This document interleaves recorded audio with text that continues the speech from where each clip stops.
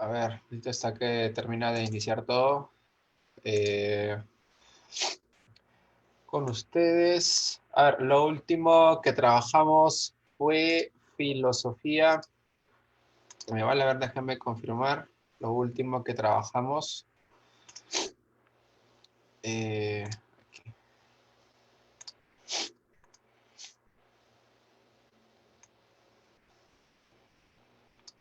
No veo.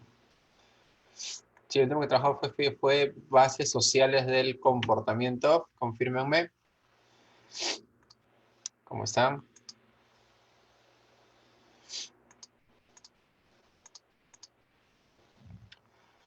Sí, debe ser sociales, filosofía mal, sensación, percepción y listo. Sí, exacto. Fue bases sociales del comportamiento, ¿verdad? Listo, gracias chicos. Bien, entonces, veamos, hoy día tendríamos que hacer filosofía medieval, ¿sí? Sensación, percepción, ¿verdad? Bien, entonces vamos a trabajar ahí. Comenzamos. ¿Dónde estás? Aquí. Ya. Listo. Entonces, ahí vamos. Vamos a ver. Tema de hoy, sensación y percepción. ¿Ya? Listo. Entonces vamos a trabajar en paralelo los dos conceptos rápidamente. Veamos, cuando hablamos de sensación y de percepción, recuerden que estamos hablando de dos procesos que se complementan, dos procesos que trabajan entre sí, ¿ya? Dentro de lo que conocemos como procesos vinculados con el manejo o concepción de la información. Veamos, por un lado, ¿qué son? Son tanto la sensación como la percepción, son procesos que nos van a ayudar a entender y comprender nuestro entorno, ¿sí? Entonces, veamos por un lado, tenemos aquí, vamos a ver por aquí está, a la sensación, ¿sí? Aquí está sensación, que sería pues el proceso psíquico cognitivo que permite, ¿no? En este caso, que permite la captación de estímulos, ¿sí? Captación de estímulos. Aquí está. Captación de estímulos. ¿Sí? Y por otro lado estaría la percepción, ¿ya? La percepción que tiene que ver con el proceso psíquico cognitivo, ¿sí? Que permite la interpretación de los estímulos. Así, la interpretación de los estímulos. Ahí está. Bien, entonces, ¿cómo relacionamos el uno con el otro? Rápidamente, cuando hablamos de sensación, por definición es esto, pero ¿cómo ocurre o cómo se lleva a cabo el proceso sensorial? ¿Ya? El proceso sensorial implica, número uno, ya la aparición de, en este caso, un estímulo. No podemos sentir si no es a partir de un estímulo. Así que lo primero que vamos a encontrar es esto, estímulo, que sería el elemento desencadenador, así, elemento desencadenador, ¿sí? De la sensación, así, elemento desencadenador de la sensación. Ojo, esta cuestión de desencadenamiento, por si acaso, se da el 50% de las veces, o sea, no siempre porque haya un estímulo, necesariamente hay sensación. Ya, el segundo elemento sería el órgano receptivo, ¿sí? O el llamado órgano sensorial, ¿sí? Posteriormente encontraríamos a la vía nerviosa, así, la vía nerviosa y finalmente la zona cortical, ¿sí? Ahí está, la zona cortical. ¿Cómo relacionamos el uno con el otro? El órgano sensorial, ¿de qué se encarga o de qué trata? Ya, el órgano sensorial está relacionado con las células, ¿sí? Está vinculado con las células especializadas en la recepción de qué? De estímulos, ¿sí? Entonces, aquí encontramos en las células, ¿sí? Células especializadas, ¿sí? Especializadas en la captación de ciertos estímulos. Porque recuerden que no sentimos todo con los mismos receptores. Si vamos a recepcionar luz, o sea, ondas electromagnéticas, utilizaremos receptores luminosos, ¿no? Los famosos fotorreceptores. Pero si vamos a captar, por ejemplo, la temperatura de algo, ahí entraría, por ejemplo, el mecanorreceptor. ¿Ya? Entonces va a ir variando según el tipo de estímulo que deseemos captar. Muy bien, entonces ahí está el estímulo y el órgano receptor que participa de él. ¿Qué más encontramos a nivel de órgano receptor?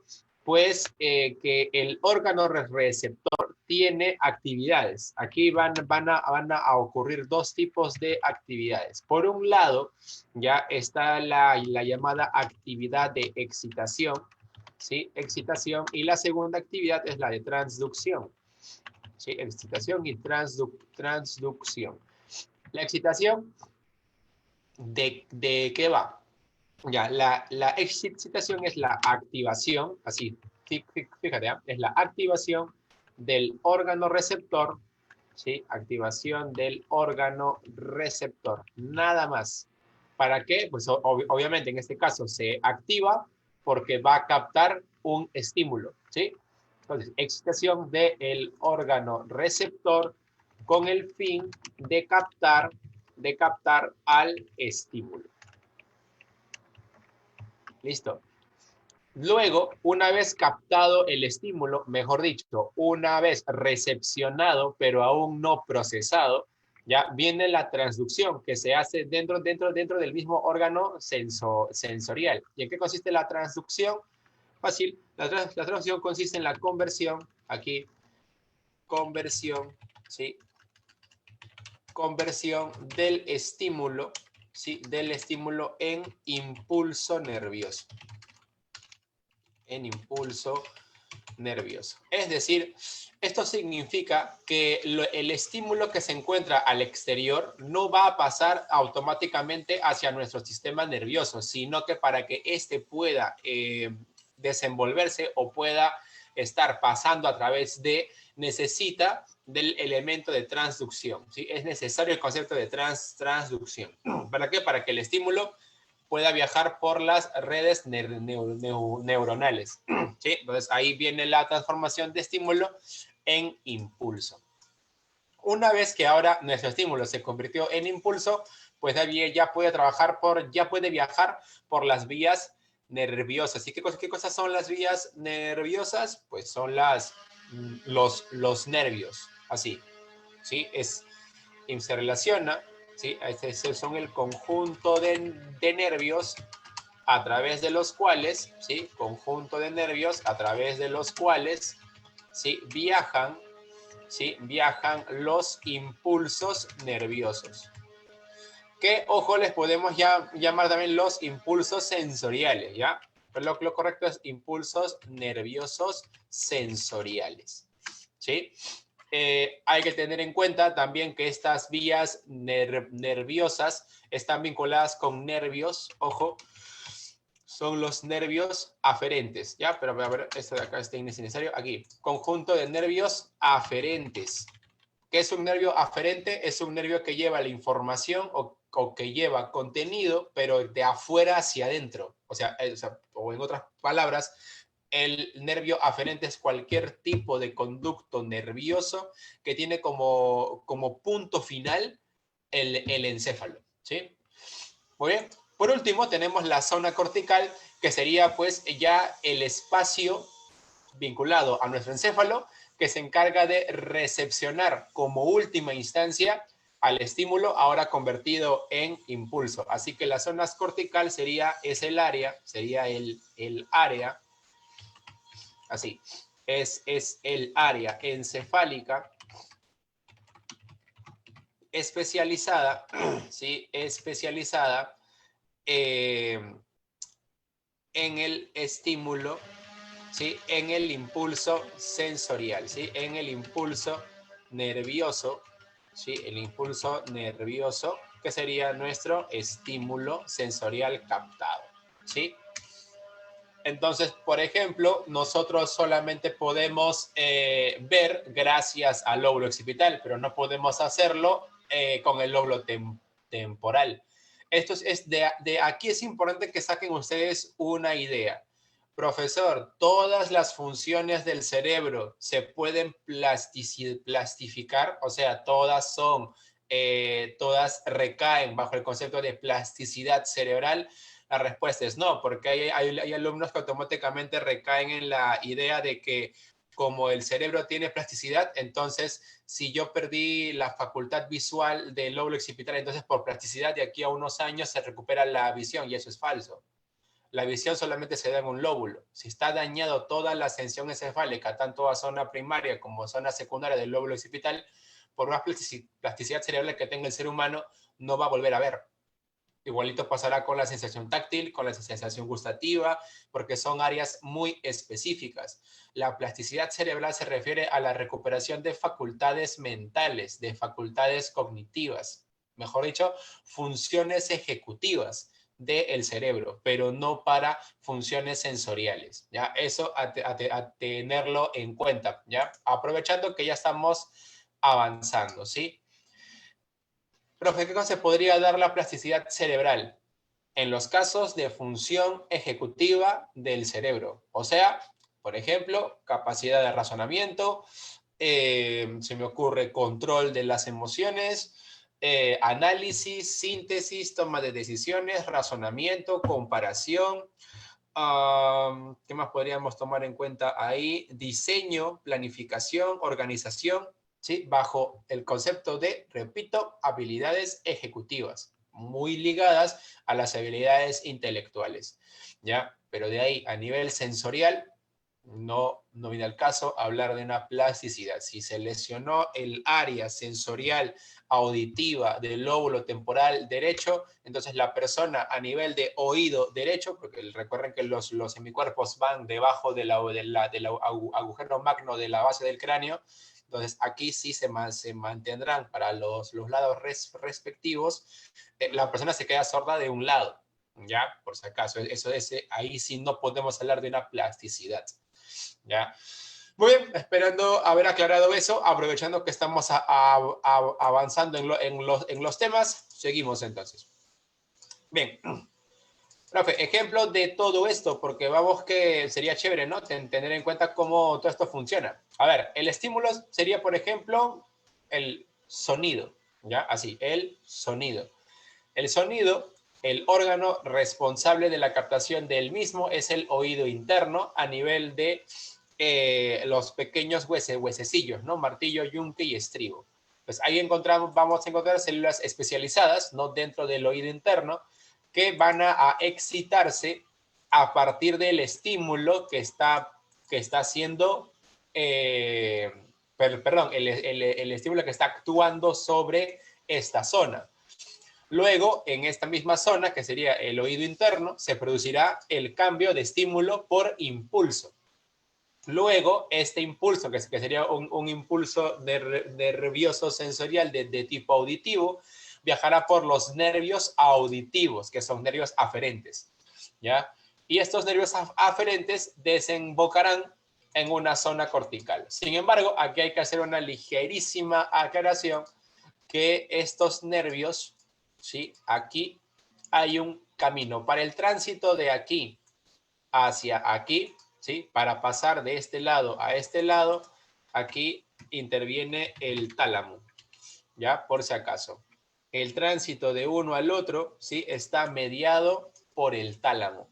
¿Qué es el tálamo? El tálamo es el centro de integración sensorial, ¿verdad? Eso lo sabemos por bases biológicas. Entonces, es a través del tálamo donde lo que está viajando llega aquí y el tálamo define hacia dónde le corresponde ir. ¿Sí? Entonces, si este caso es un nervio, perdón, es un impulso sensorial auditivo, pues el tálamo determinará que como es auditivo le corresponde ir al lóbulo temporal correspondiente, ¿sí? Y ahí está. Y así se producirá al final la sensación. Muy bien. Entonces, ese es el proceso sensorial. Cosa curiosa es lo que pasa con la percepción. Veamos rapidito cómo ocurre aquí. Proceso perceptual. El proceso perceptual implica, número uno, separar los elementos, ¿no? Aquí viene el proceso de selección, ¿no? Ahí viene el proceso de selección, ¿sí? Organización e interpretación, ¿no? Serían los tres momentos del proceso perceptual. La selección, ¿a qué se refiere? Pues en este caso se define, aquí se define los estímulos, ¿sí? Los estímulos a tener en cuenta, tener en cuenta para la posterior percepción, así, para la percepción. Los estímulos a tener en cuenta para la percepción. ¿Sí? Lo primero. Esto de aquí también es importante porque significa que por más estímulos que capte la persona, ojo, por más estímulos que captemos, cuando vamos a percibir, realmente no usamos todos. ¿Por qué? Porque la selección va a responder a aquellos estímulos bajo los que se encuentra nuestra atención. Y esta está condicionada, ¿por qué? Pues está condicionada por nuestra forma de ser, por nuestra forma de pensar, nuestra forma de sentir. O sea, está condicionada por nuestra personalidad. ¿Sí? Los estímulos están ahí. Los estímulos están siempre dirigidos hacia el sujeto, pero el sujeto no siempre está en disposición de recepcionar todos los estímulos. Por eso es que no todos al final percibimos de la misma forma, porque no todos captamos o nos dirigimos a los mismos estímulos. Por eso cuando tú le dices a tu amigo, oye, ¿viste eso? Tu amigo se dirige hacia ese mismo lugar, pero interpreta algo diferente de lo que tú querías que él interprete, ¿ya? Porque no todos seleccionamos lo mismo. La organización, ¿a qué se refiere? Simple, aquí se establece el modo de configuración, así, el modo de configuración de los estímulos seleccionados. Sí, así, de los estímulos seleccionados. Profe, ¿eso tiene que ver con las leyes de percepción? Sí. En la organización, aquí es donde entran a tallar las leyes de percepción. Entonces vamos a colocar por aquí. Sí, esto que dice, se establecen los modos de configuración, pues estos modos de configuración, ¿qué son? Son las leyes perceptuales. Sí, así, leyes perceptuales. Y ya está. ¿Sí? Por si acaso, a tenerlo en cuenta. Organización. Configuración, ¿qué es? Ya, esta palabra configuración, seguro también algunos la deben de conocer. ¿Sí? El modo de configuración, ojo, el modo de configuración es lo que conocemos como ley perceptual. Pero la palabra configuración en alemán se dice de una forma, ¿cierto? ¿Cómo se dice? Gestalt. ¿Ya? Entonces, aquí se establece el modo en la cual o a través del cual, ¿sí? O sea, la ley perceptual que vamos a utilizar para determinar la Gestalt, la configuración que tendremos al final. Muy bien, una vez que logramos una Gestalt, o sea, una vez que ya tenemos la configuración hecha, ¿sí? O sea, ya se aplicó la ley perceptual, entonces viene el proceso de interpretación. ¿Qué hacemos en la interpretación? Simple, aquí se da significado. Fíjate, se da significado o sentido a la configuración realizada, ¿sí? A la configuración realizada. Ahora sí, vamos a agregar aquel concepto. ¿Qué configuración? Obviamente a la Gestalt, ¿sí? Que hayamos obtenido. Entonces, ahora sí, recién en esta etapa podemos hablar de percepción. ¿Sí? Ojo, recién en esta etapa. Aquí culminó mi proceso perceptual. Cuando le damos sentido o le damos significado a la configuración obtenida. ¿Sí? Espero que hasta aquí estemos bastante claros porque ya acabamos la clase. ¿Sí? ¿Qué cosa es sentir? Sentir es captar un estímulo. Este estímulo obviamente es recepcionado por un órgano que se compone por células especializadas te excitan para captar el estímulo, transducen dicho estímulo para convertirlo en impulso, este impulso viaja por los nervios, llega al tálamo, el tálamo define la zona encefálica final. Ahora, todo esto responde ¿a qué? Responde a una selección realizada por la percepción. Esta selección de estímulos que vamos a utilizar es organizada a través de las leyes perceptuales que van a generar una gestalt, una configuración a la cual le vamos a dar sentido y significado y estaremos en el momento de la interpretación y así habremos obtenido el percepto. ¿Sí? Y listo. Eso es todo. Ahora, cuestiones a añadir que que siempre vamos a encontrar en la mayoría de libros. Por ejemplo, el concepto de umbrales sensoriales, ¿sí? Umbrales sensoriales, ¿ya? ¿Qué cosas son los umbrales sensoriales? Ya, ellos son límites, ¿sí? Así, son límites de sensibilidad. ¿Qué significa? O sea, son condiciones de mínimo que debe haber o máximo que se puede tener. Ya, si mínima intensidad que debe tener un estímulo para ser captado o la máxima intensidad a la que puede llegar un estímulo, ¿sí? Ojo, obviamente un órgano receptor, la máxima intensidad que podemos captar. Es por eso que aquí encontramos dos tipos de umbrales, ¿no? Vamos a colocar acá tipos. Y aquí tendríamos por un lado los umbrales absolutos, ¿sí? Umbrales absolutos, ¿sí? Y un umbral máximo, ¿no? Ahí está, umbrales absolutos y umbral máximo. ¿A qué nos referimos con umbral absoluto? Bueno, un umbral absoluto es lo mínimo que requiere el órgano receptivo para poder sentir, o sea, para poder captar. Entonces, este umbral absoluto se va a dividir en dos. Por un lado tenemos al umbral mínimo, ¿sí? Y del otro lado estaría el umbral diferencial. ¿Ya? Umbral mínimo, esta es una definición larga, bastante un poquito tediosa, pero vamos que es importante. ¿Qué es el umbral mínimo? Es la mínima intensidad que debe poseer un estímulo, así que debe poseer un estímulo para ser captado el 50% de las veces, ¿sí? Esa es la definición de umbral mínimo. Profe, ¿por qué ese 50% de las veces? Fácil, porque no porque un estímulo tenga la mínima intensidad que requerimos para que se pueda captar, significa que lo vas a sentir siempre. Ejemplo, estás en tu casa y tu mamá te dice, hijo, ven ayúdame, ¿no? Y ya está. Como estás en tu casa, te escucha. Pero si estuviéramos en una discoteca, en una fiesta o en algún lugar con mucho ruido y tu mamá con la misma intensidad te dice, ven, ayúdame, no te va a oír. ¿Ves? No siempre la mínima intensidad que se usó significa que va a haber captación, ¿ya? Por eso es el mínimo, pero el 50% de las veces, porque no siempre pasa, ¿ya? Umbral diferencial, muy parecido al anterior, es la mínima intensidad en la que debe aumentar o disminuir, ¿sí? O disminuir la intensidad de un estímulo, valga la redundancia, la intensidad de un estímulo, ¿sí? La intensidad de un estímulo para captar su aumento o disminución, así, para captar su diferencia, así, para captar la diferencia el 50% de las veces. Así, el 50% de las veces. ¿Qué significa esto?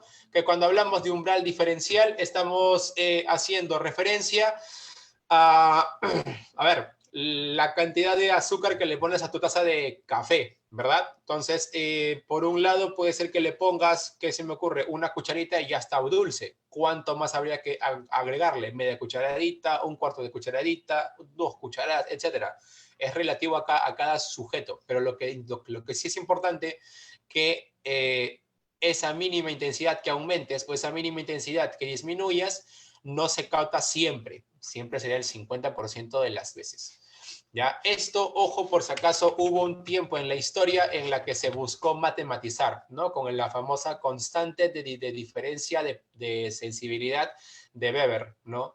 K es igual a variación de estímulo sobre la intensidad del estímulo, ¿no? Es una fórmula que por ahí existe, pero que hoy en día se sabe que no hay que utilizar porque no tiene ningún sentido, ¿ya? El cálculo de la constante de diferenciación de perceptibilidad, ¿no? Que es como le llamaba Weber. Bien. Profe, ¿y el máximo? Bueno, el máximo acá no hay mucho que decir, ¿no? El umbral máximo es la máxima intensidad soportable, soportable por parte del órgano receptor. Así, por parte del órgano receptor. Es decir, nosotros no tenemos una sensibilidad al infinito. Así, no es que podemos captar dolor y más dolor y más dolor y mucho más dolor. No, hay un tope. Pasado este umbral, o sea, pasado este límite, pueden ocurrir varias cosas. Uno, atrofia de la sección sensorial, por ejemplo, una explosión tan pero tan brutal al costado nuestro reventaría nuestros tímpanos y nos quedamos sordos para toda la vida, por ejemplo. Otro puede ser, tenemos tanto dolor, nos están golpeando tan brutalmente en una tortura, por ejemplo, entonces en lugar de seguir captando, el cerebro ¿qué hace? Pues se suspende, generando el desmayo, ¿ya? Por ejemplo. Entonces, a tener en cuenta eso, ¿ya? Con respecto al umbral máximo. ¿Qué más, aparte de esto que estoy escribiendo? También, a ver, vamos a mantener el estilo.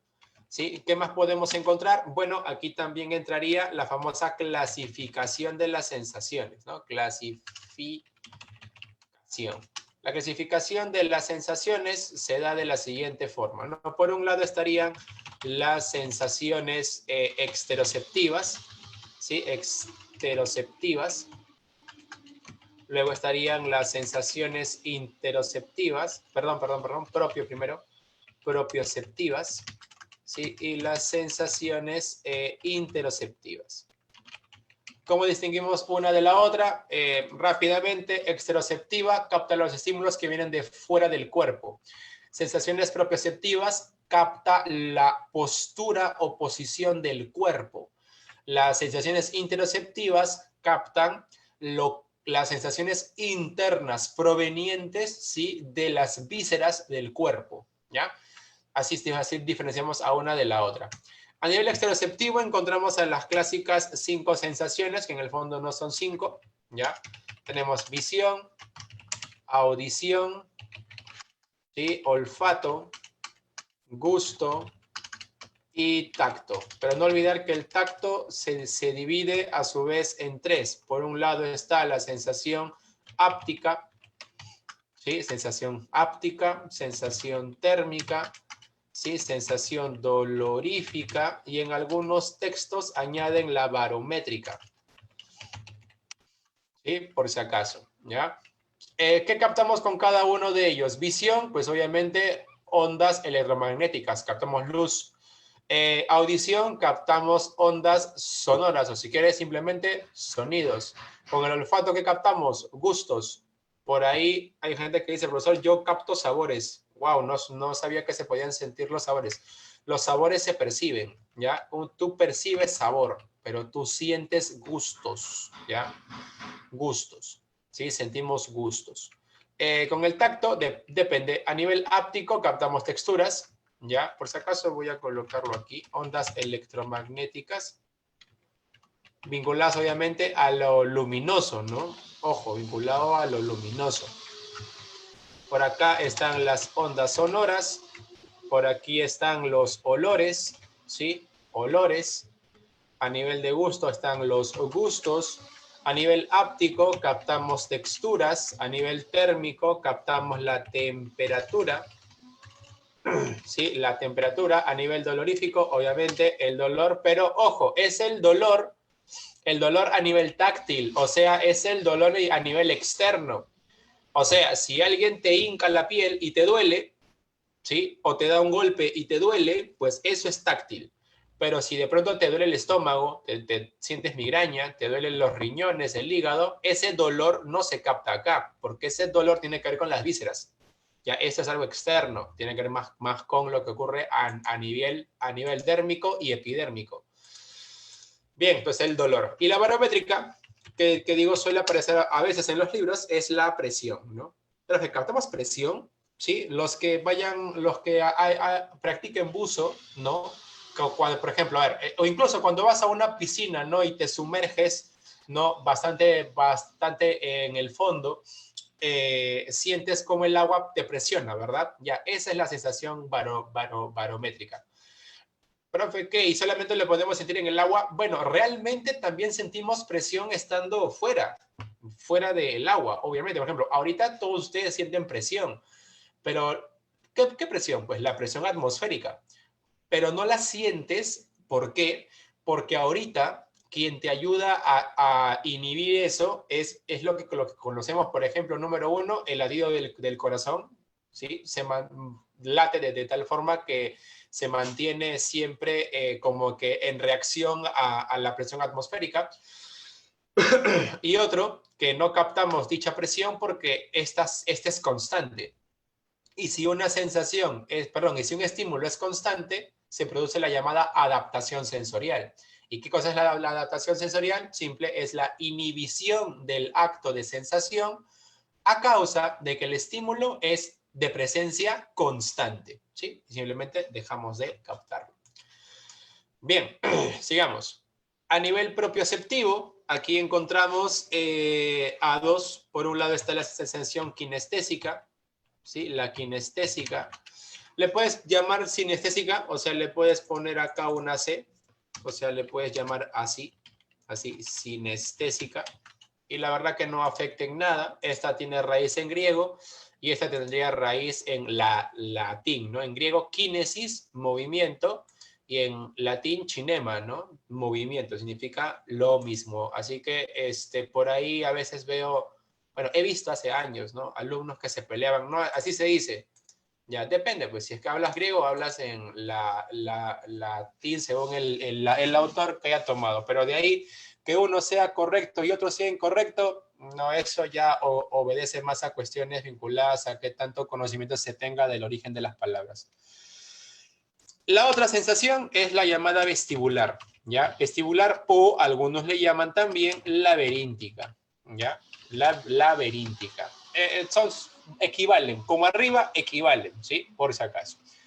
¿Qué captamos con la kinestésica? Pues captamos tensión en músculos, perdón, tensión en ligamentos y músculos esqueléticos. ¿Sí? Tensión en ligamentos y, ojo, músculos esqueléticos. O sea, si a una persona le da, por ejemplo, un paro cardíaco, obviamente, profe, el corazón es un músculo. ¿Eso es sensación kinestésica? No, porque el músculo no es, perdón, porque el corazón no es un músculo esquelético. ¿Ya? Ojo, solamente aplica a músculos esqueléticos, ¿sí? Sigamos, sensación vestibular. Esta de aquí está relacionada con el equilibrio. Tiene que ver con el equilibrio y la orientación, ¿ya? Equilibrio y orientación. Por ahí hubo una vez una pregunta que me hicieron, profesor, ¿la sensación vestibular con qué órgano tiene que ver? Ya, eso es fácil, tiene que ver con el cerebelo, ¿ya? Entonces, a veces pasa que podemos confundirnos inocentemente. Profesor, entonces si el cerebelo tiene que ver con el equilibrio, la orientación, la posición de la cabeza y el tono muscular, entonces con el cerebelo yo capto equilibrio, capto orientación, capto dónde está mi cabeza y capto tono muscular. Ya. Esa deducción es válida, pero es inocente. ¿Por qué? Porque no porque la vestibular tenga que ver con el cerebelo, significa que todo lo que hace el cerebelo sea sensación vestibular, ¿ya? Lo único que aplica para la sensación vestibular es el equilibrio y la orientación. La postura de la cabeza es parte de orientación, se subsume, hasta ahí chévere, pero el tono muscular no. Porque el tono muscular, ¿qué es el tono muscular? Es la tensión que realizan los músculos frente a ciertos contextos o ciertas estimulaciones. Ah, si es músculo, ¿será vestibular? No, ¿Por qué extensión en músculos? ¿Qué músculos? Los músculos esqueléticos. Ah, o sea, eso reacciona acá. ¿Sí? Tendré en cuenta ello. Ya no me gustaría que ustedes también cayeran en malas interpretaciones inocentes. ¿Ya? Entonces, siempre apliquen su capacidad deductiva, ¿ya? Siempre utilicen su capacidad de deducción, sobre todo ahora que estamos en este mundo de las preguntas DECO, ¿ya? A tener en cuenta eso. A ti te van a agarrar por cuestiones inocentes, nada más. Cuestiones que implica que pasemos a interpretar. Por eso que a veces, profesor, ¿dónde va, a qué zona encefálica va la sensación kinestésica? Bueno, la sensación kinestésica, en este caso, estaría bastante relacionada con, a ver, la sección parietal, estaría también vinculada con el cerebelo, ¿sí? Así que no hay una zona puntual, ¿sí? Por si acaso, que esté responsabilizada directa, única y directamente con la sensación. Puede haber casos donde esté vinculada a más de una zona encefálica, ¿ya? Bien, sigamos, sensaciones interoceptivas. Las sensaciones interoceptivas se dividen en senestésicas. A ver, por acá tenemos las sensaciones senestésicas viscerales y las senestésicas generales. Las viscerales tienen que ver con ¿qué? Pues con el estado de los órganos internos. Así, el estado de los órganos internos, ¿ya? Y las sensaciones generales tienen que ver con el estado general del cuerpo. General, pero ya no de cada órgano, sino del cuerpo. Entonces, por ejemplo, a nivel sinestésica visceral, estaría, por ejemplo, ojo, a modo de ejemplo, ¿eh? Estaría la migraña, ¿no? ¿Qué nos duele cuando tenemos migraña? No nos duele la cabeza, ¿verdad? Nos duelen las meninges. Profe, tengo dolor de estómago. Ya, eso es sinestésico visceral. Profe, ¿y la general cómo sería? Ya, acá tienes al cansancio. ¿Sí? Cansancio. ¿Qué más podemos agregar acá? Sed, hambre. ¿Sí? A modo de ejemplo. Ya, como ejemplo, el cansancio. Profe, ¿qué más puedo poner aquí? La alegría, tristeza, felicidad, frustración, eso también es estado general del cuerpo. Tu cuerpo se siente frustrado, te sientes alegre, te sientes deprimido, etcétera. Ya, eso es estadística general. ¿Sí? Muy bien. Cada una de ellas, obviamente, responde a una sección encefálica en específico, ¿no? Así que vamos a agruparlo aquí. La visión responde al lóbulo occipital, ¿sí? Hasta responde al lóbulo occipital. La audición, ¿sí? La audición responde al lóbulo, ¿dónde está? Acá está, lóbulo temporal. El olfato, creo que esto no me conviene que esté aquí. No se puede agrandar, no se puede agrandar. Ya, lo otro es, a ver, creo que puedo hacer esto aquí. Y no se puede. Ya, el olfato, este último, tiene que ver con el lóbulo. Sí, aquí está el lóbulo. Perdón, acá no hay lóbulo, acá hablamos del rinencéfalo. Ya, rinencéfalo. Profe, ¿dónde se encuentra el rinencéfalo? Ya, el rinencéfalo se encuentra en la zona media que está entre el lóbulo frontal y el lóbulo parietal. Ahí se ubica el rinencéfalo. Ya, por eso que no me acuerdo el autor, ¿cómo se llama? Pinel, ¿no? Pinel, el de biopsicología, ¿no? Ya, Pinel dice que el rinencéfalo, o sea, él dice, el olfato se encuentra en la zona frontoparietal del encéfalo. Así lo describe Pinel. ¿Está mal? No, está perfecto, está bien, solo que él en lugar de llamarle rinencéfalo, pues utiliza el nombre de la sección media, ¿no? Sección frontoparietal. Y no está mal, no cae en ningún inconveniente, ¿no? El problema está, por ejemplo, lo que una vez vi en un manual de psicología, no voy a decir el nombre ni el autor, pero que decía que el olfato se encontraba en el lóbulo frontal y en el lóbulo parietal. Mal, pues, porque no es que esté en un lóbulo y también esté en el otro, como dos zonas. Está en la sección frontoparietal, o sea, responde a la cisura de Silvio, ya, por si acaso. Entonces, a veces quizás leemos el manual y luego lo copiamos mal o lo malinterpretamos, ¿ya? Entonces, por si acaso, a tener en cuenta, se habla de rinencéfalo o sección frontoparietal asociada a la cisura de Silvio, ¿ya? Por si acaso. Pero no que esté en un lóbulo y también esté en el otro lóbulo, como dos zonas que aparecen por ahí. No, no, no, eso está mal, ¿ya? El gusto lo encontramos en el lóbulo parietal, ¿sí? Aquí está, en el lóbulo parietal. Más aún, el gusto y el tacto, los dos, ¿sí? Los dos se encuentran a nivel del lóbulo parietal, ¿ya? A ver, un poquito no me deja zoom, ahora sí. Todo esto se encuentra a nivel del lóbulo parietal. Y ya está, ¿sí? Sigamos. La kinestésica y la vestibular, ambas principalmente reaccionan a nivel del cerebelo, ¿ya? Por si acaso, las dos. ¿Sí? Las dos tienen que ver con el cerebelo. ¿Sí? Ahí está. Principalmente, ¿no? Y las viscerales, por ejemplo, todo lo que es estado de los órganos internos, todo esto, sea general o visceral, ¿responde a qué? Pues responde a nuestro amigo el hipotálamo. El hipotálamo. ¿Sí? Ahí está. La sección hipotalámica. Listo. Por ahí podríamos colocar al sistema límbico, pero no es necesario. Responden al hipotálamo. Bien, entonces eso para completar el concepto de sensación. Si quisiéramos completar ya el concepto de percepción, ¿sí? Hablando ya propiamente de ella, ¿sí? La percepción, ¿qué tenemos que ampliar? Número uno, esta sensación, ¿sí? Esto que hemos descrito como sensación, ¿responde a qué? Respondía a la personalidad, ¿verdad? O sea, intervenía aquí interviene la personalidad, ¿sí? Ojo, aquí viene a interferir o viene a trabajar nuestra amiga la personalidad, ¿sí? Afecta a nuestra selección. Y acá obviamente se desencadenan las leyes perceptuales. Entonces veamos aquí a las leyes de percepción, o también llamadas leyes perceptuales.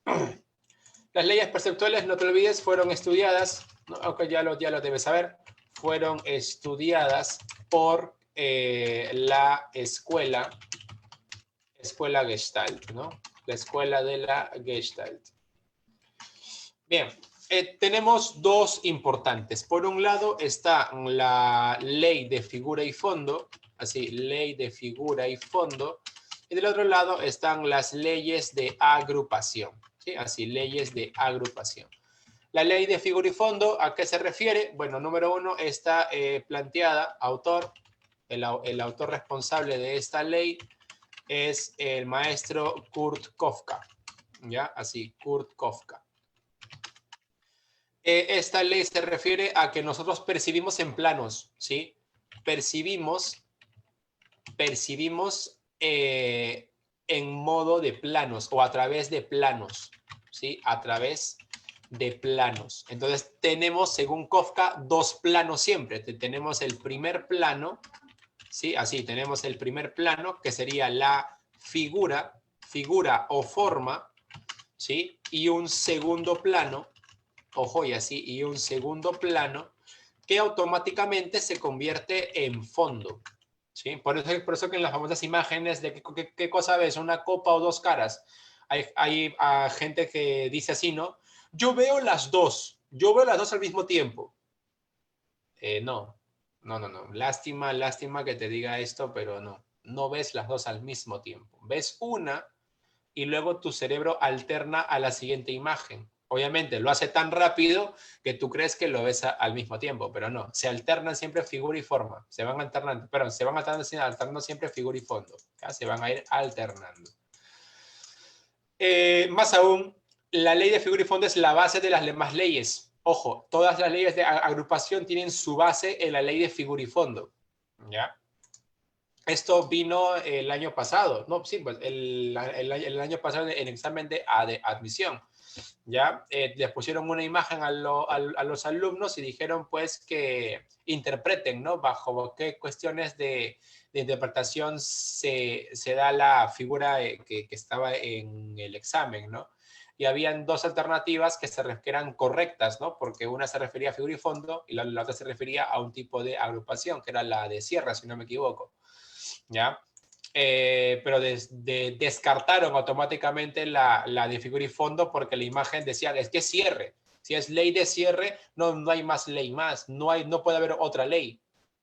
Y yo me quedé en plan, ¿y en qué libro dice que porque una ley se aplica ya no puede aplicarse a otra ley?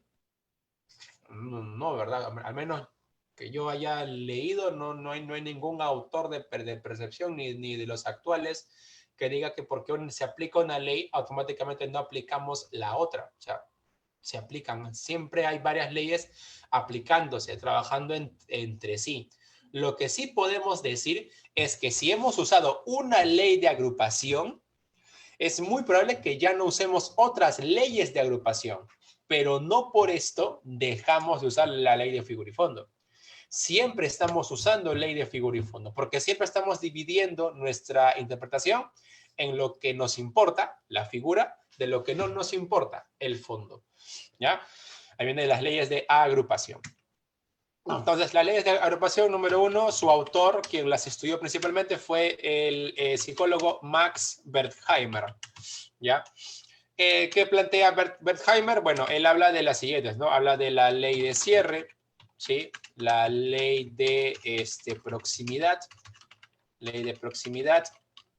También nos habla de la ley de semejanza, ¿sí? La ley de continuidad. Tenemos también la ley de simetría, ¿sí? Ley de simetría. También tenemos la... ¿cómo se llama? La ley de pregnancia o de la pregnance, ¿no? Pregnancia. Sí, tenemos también la ley de constancia perceptual. Sí, ley de constancia perceptual. Sí. Y estas leyes, ¿a qué responden? Fácil, todas ellas se rigen bajo el enfoque de construcción de una unidad perceptual. Construcción de una unidad perceptual. Profe, ¿cómo es eso? Ya, escucha. No importa qué ley uses, ¿ya? No importa la ley.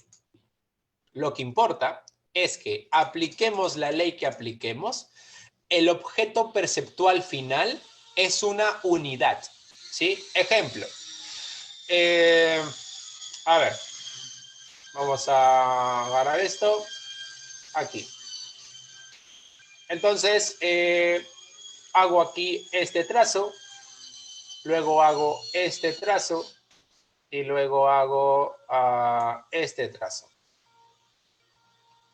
Bien. Automáticamente nuestro cerebro va a buscar completar esta imagen, ¿cierto? ¿No? Va a querer cerrarla, ¿viste? Va a querer cerrar la imagen, ya.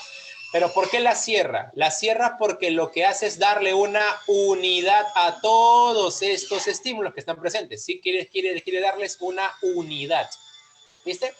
Ya, otro ejemplo. Tengo yo, a ver, se me ocurre,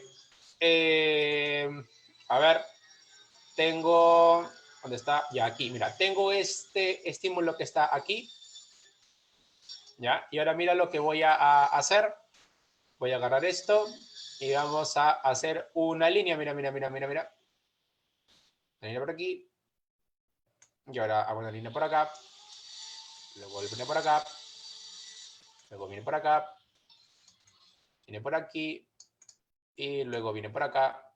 Y ya está. Y ocurre algo. Yo acabo de dibujar 1, 2, 3, 4, 5, 6 líneas. Sin embargo, ocurre algo. El cerebro, aplicando, en este caso, por ejemplo, la ley de continuidad, ¿sí? La ley de continuidad, asume que esta línea continúa aquí.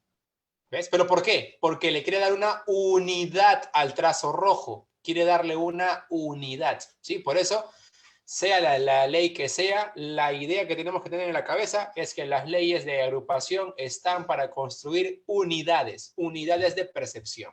¿Sí? Muy bien, entonces, tener en claro ya cuando hablamos de leyes perceptuales. ¿Sí? Y listo. Entonces, eso sería todo. Ah, no, perdón. Nos faltaría hacer referencia a, ¿cómo se llama esto? Las anomalías, ¿no? Por un lado